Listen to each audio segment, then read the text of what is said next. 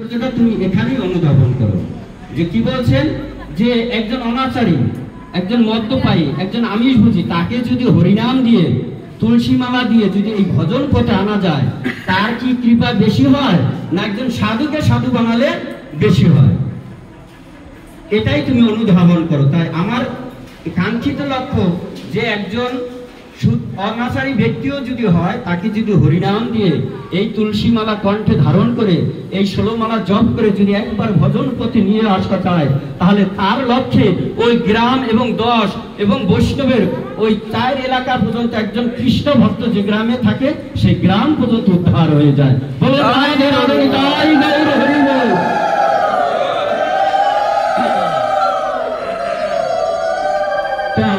এই হলো তাৎপর্য। এই জন্য সেই গুরু পরম্পরায় এই বাপ্পি সাহা আমার সেই পরম গুরুদেব আমার মুরারিদাস বাবাজি মহারাজ ছিলেন হলো সাধু সেবার মহন্ত।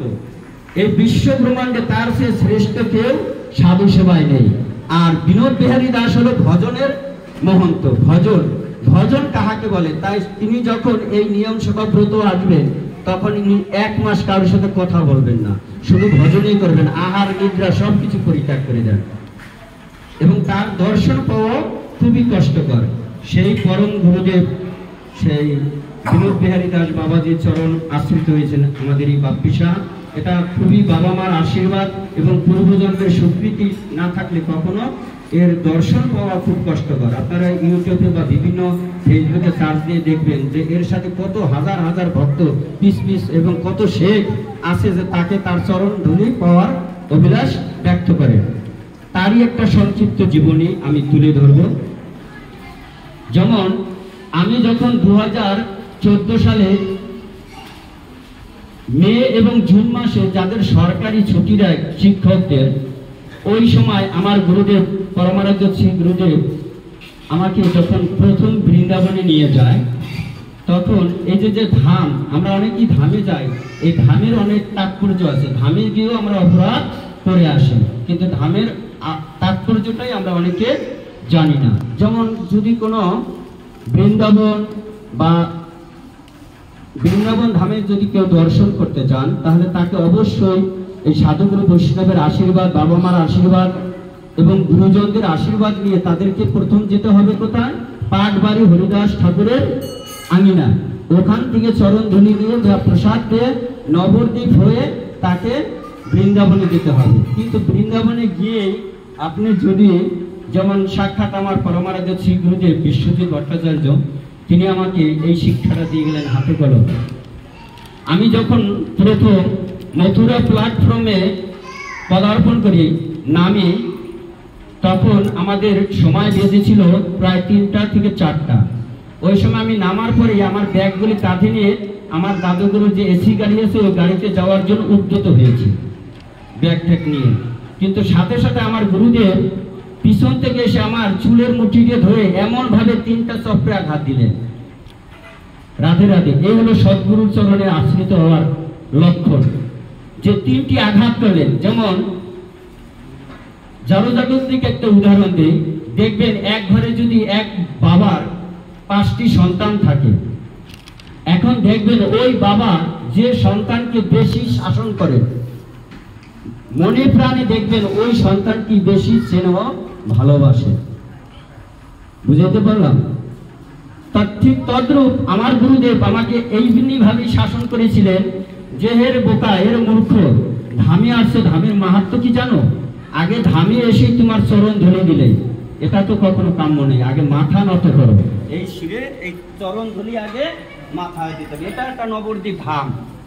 হ্যাঁ, এখানে এসেও আগে কি করবে? মন্দিরে মাথা নত করতে হবে। আগেই যদি আমরা পিছনে এসে গল্প শুরু করি, বকবাগানি শুরু করি, তাহলে মন্দিরে আসা ওই বাড়িতে বসে গল্প করা একই সমতুল্য হয়। এজন্য মন্দিরে এসে এই যে আমরা যে বাহু তুলতে করি, বাহু তুললে আমাদের কি হয়? কায় মন বাক্য সবকিছু গোবিন্দের চরণে আত্মসমর্পণ করা হয়। আর আত্মসমর্পণ না করলে অনেকে বাহু তুলতে গেলে এইটুকু জায়গায়, অনেকে এইটুকু জায়গায়, অনেকে জায়গায়ই না। রাধে রাধে। এটা আসলে অনুচিত। ঠিক তদ্রূপ আমার গুরুদেব এমনিভাবে শিক্ষা দিয়েছিলেন যে প্ল্যাটফর্মে নামার সাথে সাথে আমার চুলের মুঠি ধরে আমাকে 3টি আঘাত আদর করেছিলেন। এটাই যেমন শ্রীমদ্ ভগবত গীতার প্রথম যেমন অভিশাপ উপদ্য হয়েছিল, ঠিক তদ্রূপ সদ্গুরুদেব যদি কোনো রাগান্বিত বা রৌদ্র কণ্ঠ যদি কিছু বলে, ওটা মনে করতে হবে আশীর্বাদ। ঠিক তদ্রূপ আমার গুরুদেব তখন আমাকে আশীর্বাদ দিয়ে বলছিলেন যে, ওরে মূর্খ, আগে ধামে এসে ধামের মাথা নত করো, কারণ যদি পেতে চাও কিছু তবে আগে হও নিচু। মানে আগে আপনার কিছু পেতে হলে আগে নিচু হতে হবে। কোথায় নিচু হতে হবে? এই সাধুগুরু বৈষ্ণবের চরণে নিচু হতে হবে, নাহলে কখনো সেই কাঙ্ক্ষিত লক্ষ্যে পৌঁছানো সম্ভব নয়। তাই আগে কিছু পেতে হলে আগে নিচু হতে হবে। তো আমার গুরুদেব সেই সাথে সাথে আমাকে মাথাটা নিজে হাতে আমার এই ললাটখানা ধরে আমার মথুরা প্ল্যাটফর্মে হাজার হাজার ভক্ত, মানে প্ল্যাটফর্মে আমার সাথে সাথে দেখবেন ট্রেনে থেকে হাজার হাজার ভক্ত প্ল্যাটফর্ম তলিয়ে যায়, তাদের মধ্যে বসে আমাকে আমার ঘেড়িটা ধরে আর মাথায় প্ল্যাটফর্মে যেতে ধরলেন। এখন অনেকে হয়তো ভাবতে পারে যে মানুষের মধ্যে আমার ঘেড়ি ধরছে, যে আমার মান সম্মান গেছে গিয়া, এরকম হয় না অনেকের ক্ষেত্রে। তখন আমার হয়তো গুরুদেবের কৃপায় আমার তখন নয়ন জল ছেড়ে দিলাম যে, হে গুরুদেব, তুমি আমাকে ক্ষমা করো, আজ আমি না বুঝে এখানে এসে সেই ধাম সম্পর্কে কিছুই জানি না। তখন সেই প্ল্যাটফর্মের ধুলি ছিঁড়ে ধারণ করে আমার গুরুদেবের চরণে লুটিয়ে পড়লাম, এবং তখন গুরুদেব বললেন, চলো এখন গাড়িতে। এবং তখন থেকে যত 21 দিন আমি তখন তার সাথে বৃন্দাবনে ছিলাম, ওই বৃন্দাবনে থাকার 21 দিন পর্যন্ত যেন তার কথার কোনো ত্রুটি বিচ্যুতি না হয়, এমনিভাবে সজাগ দৃষ্টিতে তার আচরণগুলি পালন করার চেষ্টা করেছি। তারপর হয়তো অনেক ভুল ত্রুটি হয়ে যায়। যেহেতু বিনোদ বিহারী দাস বাবাজির কথাই আস্বাদন করি, এই বিনোদ বিহারী দাস বাবাজির কাছে আমরা যেদিন যাই, আমার গুরুদেব এবং আমার কাকা গুরু আছে কয়েকজন, কৃষ্ণদাস বাবাজি মহারাজ এবং অদ্বৈত দাস বাবাজি মহারাজ এবং অনেক বাবাজি, সুবল বাবাজি যে আসেন, তিনি সহ আমরা 11 জন ওই এসি গাড়িতে বিনোদ বিহারী দাস বাবাজি মহারাজের জন্মবর্ষণায় যাই 2014 সালে। তখন এই বাপ্পি শাহ যার চরণে আশ্রয় দিয়েছে তার একটি সংক্ষিপ্ত লীলা আস্বাদন করি। তো আমরা যাওয়ার পরে সে এমন একটি গুফায় থাকে যেখানে আমার শ্রীমান মহাপ্রভু পুরী ধামে সেই রাঘবের ভবনে যেখানে তিনি থাকতেন, সেখানে তিনি এমনিভাবে শয়ন করতেন, তার পা টান হতো না। মানে আমরা যদি যে খাটে শয়ন করি, এই খাটখানা যদি পা ছটান না হয় তাহলে আমাদের ঘুমে ব্যাঘাত হয়। ঠিক তদ্রূপ মহাপ্রভু যে ভবনে যে গুফায় থাকতেন, সেখানে তিনি হামাগুড়ি দিয়ে ঘুমিয়ে থাকতেন একটানা 12 বছর ছিলেন। রাধে রাধে। ঠিক তদ্রূপ এই বিনোদ বিহারী দাস বাবাজি মহারাজ যেখানে থাকতেন, তার চতুর্ধাকে সেই রাধারানীর গ্রন্থ এবং রাধারানীর চিত্রপট ছাড়া কিছু নেই, এবং তার যে স্পেসটা শোয়ার, এই সিঁড়ির মতন একটু থাকে, ওটুকুর ভিতরে হামাগুড়ি দিয়ে থাকেন, আর ওখানে বসে তিনি আর্নিক সন্ধ্যা ভগবানের ভজন করেন। রাধে রাধে।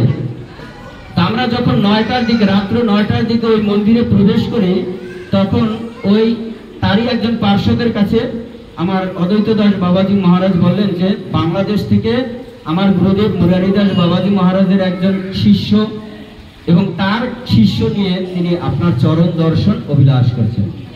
তখন তিনি মৌন ছিলেন এবং ভজনে ব্রত ছিলেন। তখন উনি পুনরায় এসে বললেন, বাবা এখন ভজনে আছেন, এখন তার সাথে কোনো কথা বলা যাবে না। আধা ঘন্টা পর আবার যখন নক করলেন, তখন বললেন যে তারা অনেক সময় ধরে আসছেন, বাবা কৃপা করবেন কি?